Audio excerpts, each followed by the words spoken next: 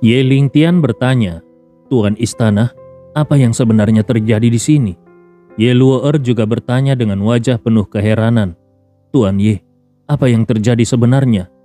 Gustav menjawab, "Saat kita sedang bertapa, keluarga Huang mengira bahwa para sesepuh klan darah roh sedang mengurung diri untuk menerobos batas kekuatan. Jadi mereka menangkap para kultivator independen dan kultivator perempuan untuk dijadikan persembahan. Tidak disangka yang keluar dari pertapaan adalah kita." Kemudian Gustav menatap Huang Ming dan berkata, "Tapi anjing yang satu ini memang setia. Dia benar-benar tahu cara menjilat. Nama anjing penjilat sangat cocok untukmu." Gustav merentangkan 5 jarinya di udara. Tombak pembunuh 9 neraka langsung muncul di telapak tangannya. Dia menuding ke arah Huang Ming dan para jenius keluarga Huang. "Kalian sudah mengkhianati Gunung Kunlun, maka kalian pantas mati. Tapi kalau kalian bisa menerima satu jurusku dan tetap hidup, aku akan mengampuni nyawa kalian dengan syarat kalian harus menghancurkan kultivasi kalian sendiri dan menjadi manusia biasa." Huang Ming tetap tidak bisa punya keberanian. Dia hanya bisa berseru tertahan, Kau. Kemudian terdengar suara-suara yang berseru, "Anjing Huang, bukankah kau merasa menjadi anjing itu hebat? Kenapa sekarang kau tidak berani melawan Tuan Ye? Anjing kecil dari keluarga Huang, kenapa kalian semua tidak maju?" Para kultivator lepas memaki dengan suara lantang, sementara Ye Lingtian dan Ye Luo'er membantu membuka rantai dan segel yang menahan kultivasi para tawanan. Zoyan pun marah besar dan berseru, "Tuan Ye, anjing kecil dari keluarga Huang ini benar-benar tidak tahu malu. Dia harus dibunuh." Gustav tersenyum santai, "Tenang saja, mereka pasti mati." Tombak pembunuh 9 neraka di tangannya memancarkan aura iblis yang mengerikan dan mengguncang bumi saat dia berkata, "Kalau kalian tidak bergerak, maka aku sendiri yang akan turun tangan untuk mengakhiri kalian." Keluarga Huang, keluarga pengkhianat seperti ini, harus dibasmi sampai tuntas. Tidak boleh menyisakan satupun. Berani menjadi pengkhianat manusia, mereka harus dibantai sampai ke akar-akarnya. Gustav melompat ke depan. Seluruh tubuhnya dipenuhi oleh aura darah yang menggulung seperti air bah tidak berujung. Namun ujung tombaknya kemudian terlihat memancarkan cahaya iblis yang mengandung tahu kehancuran, di mana setiap langkahnya membuat tanah bergetar hebat, dan dia mengarah langsung ke Huang Ming dengan serangan mematikan. Huang Ming menjerit sambil mencabut pedangnya dan melakukan serangan balasan. Dia mengayunkan pedangnya dengan keras dan menciptakan ratusan gelombang energi. Kekuatan pedang yang mengerikan muncul dan mengguncang tanah sepanjang lintasannya. Ketika pedangnya menyala di ujung dan cahaya menyebar ke segala arah, dia pun menantang tombak pembunuh 9 neraka secara langsung. Kedua kekuatan pedang saling bertabrakan. Pedang pemusnah menghancurkan segalanya. Dalam sekejap, kekuatan pedang milik Huang Ming dihancurkan. Semua gelombang pedangnya dan cahaya pedang hancur lebur. Tombak pembunuh 9 neraka yang dipenuhi aura iblis bergetar hebat. Ratusan tombak energi melesat keluar. Masing-masing nyata dan kuat, menghantam seluruh tubuh Huang Ming dan meninggalkan ratusan lubang berdarah. Tombak itu menancap di dada Huang Ming. Aura iblis yang sangat kuat membuat Huang Ming meledak menjadi kabut darah di udara. Huang Ming yang berada di tahap ke-7 alam Dai Yuan tewas hanya dengan satu tombak. Dengan kekuatan Gustav saat ini, bahkan tokoh di tingkat alam Kaisar Dewa tahap pertama pun bisa dia bunuh. Apalagi Huang Ming yang hanya berada di alam Dai Yuan tingkat 7. Melihat hal ini, puluhan jenius dari keluarga Huang segera berbalik dan mencoba melarikan diri. Mau main-main, bahkan Huang Ming saja yang berada di puncak kekuatan mereka bisa dibunuh hanya dengan satu serangan. Sementara mereka paling tinggi hanya berada di tingkat ketiga alam Dai Yuan. Kalau maju semua, tetap saja mereka tidak akan mampu mengguncang Aldren Ye sedikit pun. Satu-satunya jalan adalah kabur. Mereka bukan tandingan dewa pembantai seperti Aldren Ye. Saat ini Gustav berkata, "Kalian maju." Anggap saja sebagai latihan mengenal kekuatan tingkat tinggi. Gustav segera membunuh 3 jenius keluarga Huang yang berada di alam Daiyuan, kemudian memerintahkan Ye Lingtian dan Ye Luo'er untuk mengejar sisanya, agar mereka bisa segera membiasakan diri dengan kekuatan baru di alam Daiyuan. Karena keduanya baru saja naik hampir 1 tingkat besar, kekuatan mereka pun meningkat terlalu pesat sehingga perlu waktu untuk menyesuaikan diri. Pada saat yang sama, Moning muncul di makam reinkarnasi dan berdiri di belakang Gustav. Tanpa berkata apapun, dia langsung membentuk segel dengan jarinya, mengaktifkan teknik rahasia untuk melacak posisi pelarian ketua tertua klan darah roh. Ini adalah perintah langsung dari Xiu Qiye. Beberapa saat kemudian, Moning mendekati Gustav dan berkata, "Orang terakhir dari klan darah roh sekarang berada di arah tenggara, bersembunyi di dalam sebuah gua untuk memulihkan diri. Kekuatannya hanya berada di tingkat pertama ranah alam Kaisar Dewa. Dengan luka seberat itu, tanpa waktu ratusan tahun, dia tidak akan bisa pulih." Gustav mengangguk dan berkata, "Setelah Ye Lingtian dan Ye Luo'er kembali, kita akan pergi bersama untuk membunuhnya." Gustav sangat mendominasi. Dia sama sekali tidak menganggap serius pemimpin klan darah roh. Dia pun mulai memeriksa luka-luka para kultivator independen dan memberi Zhou Yan 2 butir pil penyembuh luka. Keadaan Zhou Yan sangat memprihatinkan. Sebelumnya, dia ditangkap oleh jenius dari keluarga Han, lalu ditangkap lagi oleh jenius dari keluarga Huang. Semuanya hendak mempersembahkannya kepada tokoh besar. Tidak disangka, dia justru diselamatkan oleh Aldren Ye. Sungguh, bisa dikatakan kalau langit belum meninggalkannya. Setelah Zhou Yan selesai menstabilkan napas, dia berdiri dan membungkuk sambil mengepalkan tangan kepada Gustav lalu berkata, "Terima kasih atas 2 kali penyelamatan dari senior Ye. Kalau bukan karenamu, aku pasti sudah mati. Kebaikan sebesar ini tidak mungkin bisa kubalas dalam hidup ini. Aku, Zhou Yan, bersedia mengikuti senior Ye seumur hidup dan siap sedia kapanpun dibutuhkan." Begitu Zhou Yan selesai berbicara, puluhan jenius kultivator independen di tingkat alam Raja Void langsung berlutut dan memberi hormat kepada Gustav sambil menyatakan kesediaan mereka untuk mengikutinya. "Aku, Tianfang, juga berterima kasih atas pertolongan senior Ye dan bersedia mengikutimu. Aku, Gutian, juga berterima kasih atas pertolongan senior Ye dan bersedia mengikutimu. Aku, Nanggu, juga bersedia mengikuti senior Ye. Kami semua bersedia mengikuti senior Ye." Bagi mereka yang memang adalah kultivator independen dan tidak diterima oleh sekte-sekte besar serta keluarga-keluarga terpandang, tidak heran kalau mereka mudah ditangkap secara massal oleh karena mereka berpencar sendiri-sendiri dan menjadi incaran para jenius dari keluarga Huang. Tidak satupun sekte atau keluarga yang datang menyelamatkan mereka. Melihat kemunculan Aldren Ye yang tiba-tiba, mereka pun menangis haru dan penuh rasa terima kasih. Gustav bertanya dengan datar sambil menatap satu persatu para kultivator independen dengan tatapan penuh arti. "Kalian tidak takut pada klan darah roh? Dari 6 orang tetua klan darah roh, aku sudah membunuh 5. Sekarang aku hendak membunuh 1 sisanya. Kalian memilih mengikutiku. Tidakkah kalian takut akan balas dendam mereka?" Para kultivator independen yang sebelumnya ditangkap, sebagian besar langsung berlutut dan menyatakan kesetiaan mereka kepada Gustav. Mereka yang bersedia mengabdi ini memiliki kekuatan yang tidak lemah. Rata-rata berada di ranah awal alam Raja Suci hingga alam Raja Void.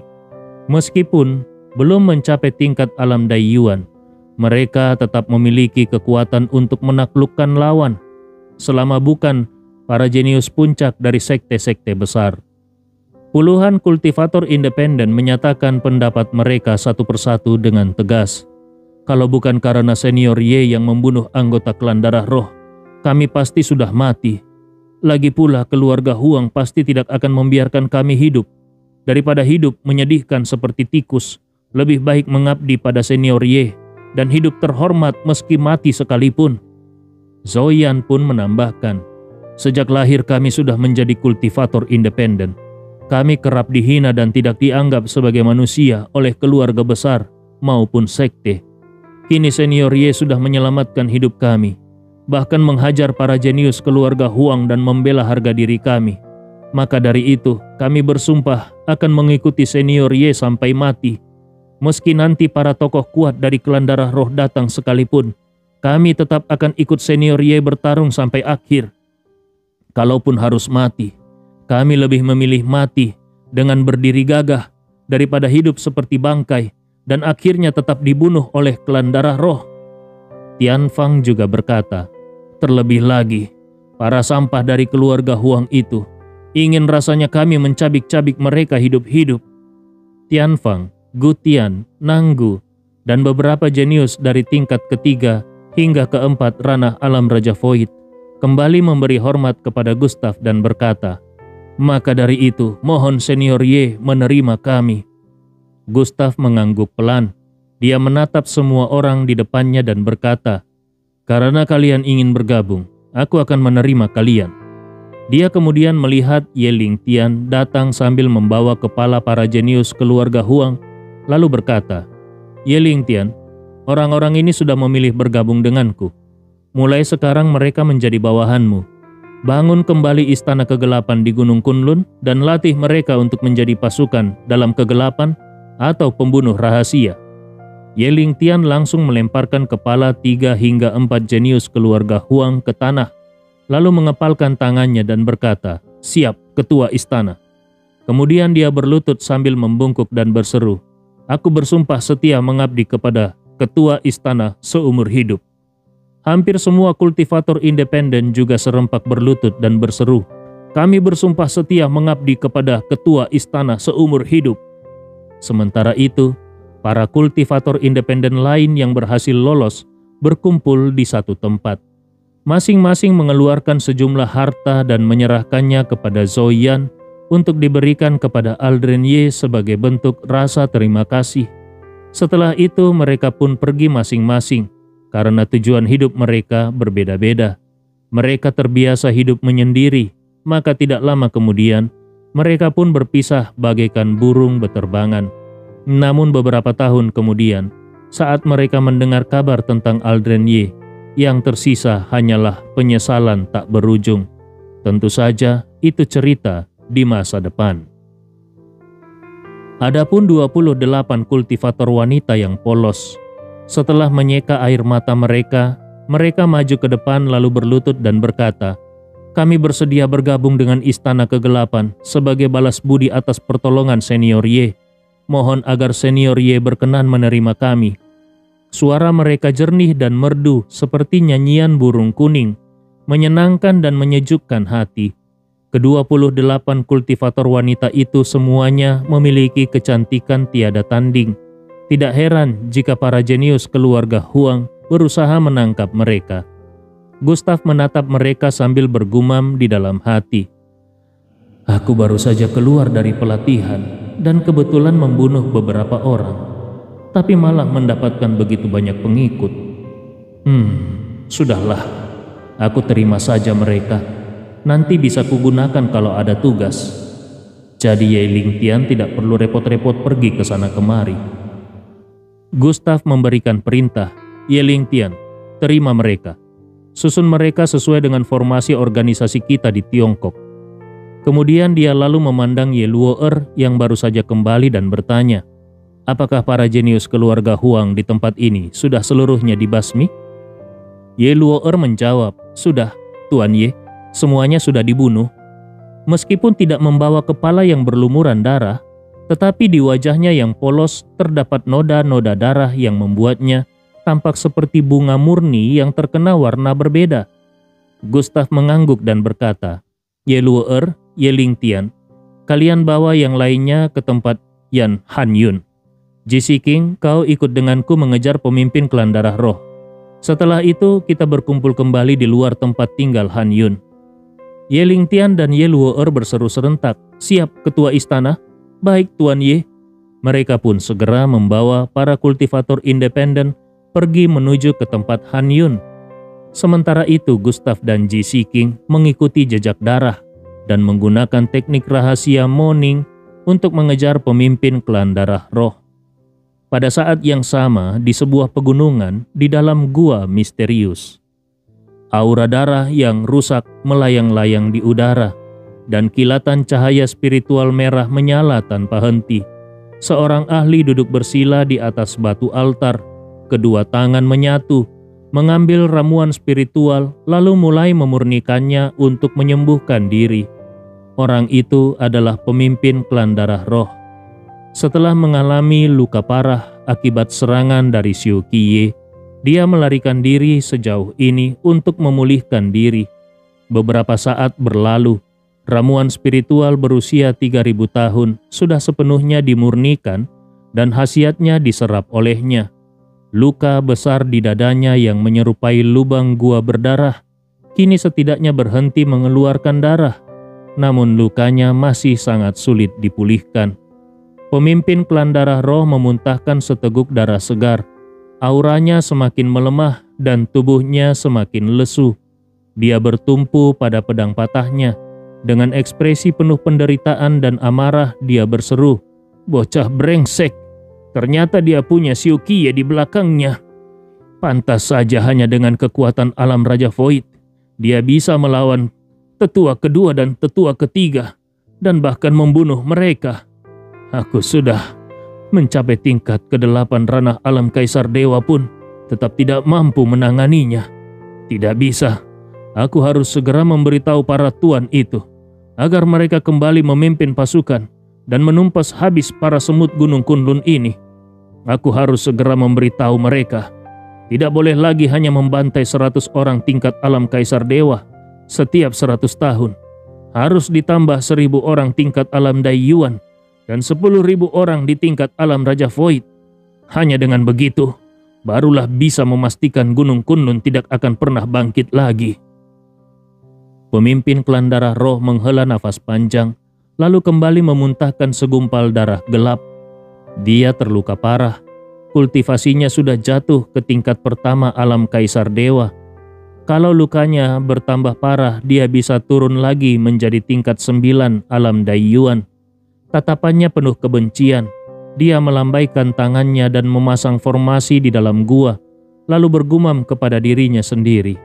1,5 tahun, bocah keparat. Tunggu saja, 1,5 tahun lagi akan menjadi akhir hidupmu. 1,5 tahun lagi, aku akan memberi kabar kepada para tuan. Pertama-tama kulumpuhkan dulu kultivasi Aldren Ye, lalu kulucuti kulit dan kuhancurkan urat-uratnya untuk melampiaskan dendamku." Suara marah pemimpin klan darah roh menggema di seluruh gua, sangat dingin dan mengerikan.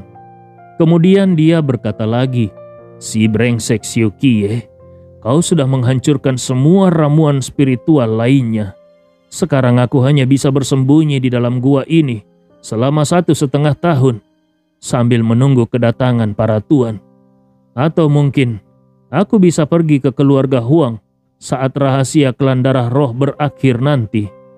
Huang Junlong, si tua bangka itu, sudah bergabung dengan klan darah roh. Sekarang saatnya dia menunjukkan kesetiaannya. Aku akan cari dia dulu untuk memulihkan sedikit kekuatanku. Nanti, setelah 1,5 tahun berlalu, barulah kita selesaikan semua dendam ini."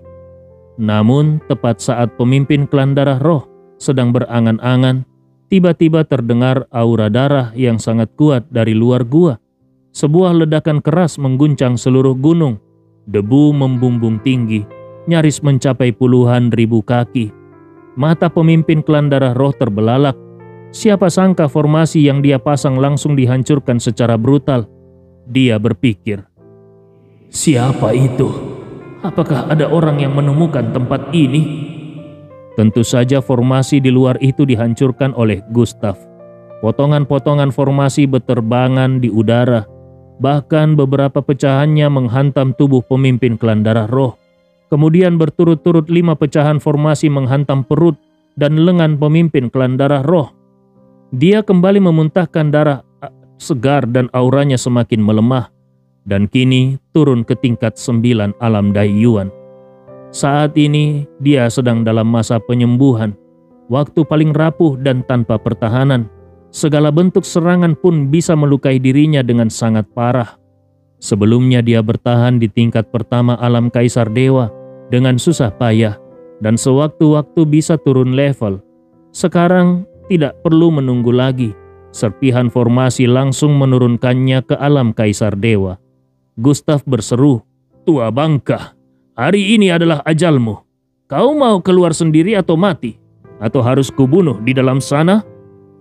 Kali ini, Gustav tidak menggunakan tombak pembunuh 9 neraka, melainkan menggenggam pedang pembunuh naga surgawi. Dia berdiri kokoh di depan pintu gua. Sekujur tubuhnya memancarkan aura pedang yang tajam, dan energi jalan pedang kekal tak hancur menyebar luas. Aura pedangnya seolah ombak laut yang bergulung tiada henti, kadang mengamuk hebat, kadang tenang seperti permukaan danau, namun tidak pernah berhenti dan tidak pernah punah. Begitulah kedahsyatan aura pedang ini, mengerikan hingga tak terbayangkan. Dengan menembus formasi Klan Darah Roh di depan gua ini, Gustav kini benar-benar melangkah ke gerbang kekuatan puncak Gunung Kunlun. Berhadapan dengan pemimpin Klan Darah Roh yang sudah jatuh ke tingkat 9 alam Daiyuan, Gustav tidak gentar sedikit pun. Bahkan, dia begitu bersemangat untuk melihat berapa tebasan pedang yang dibutuhkan untuk menghabisi pemimpin Klan Darah Roh.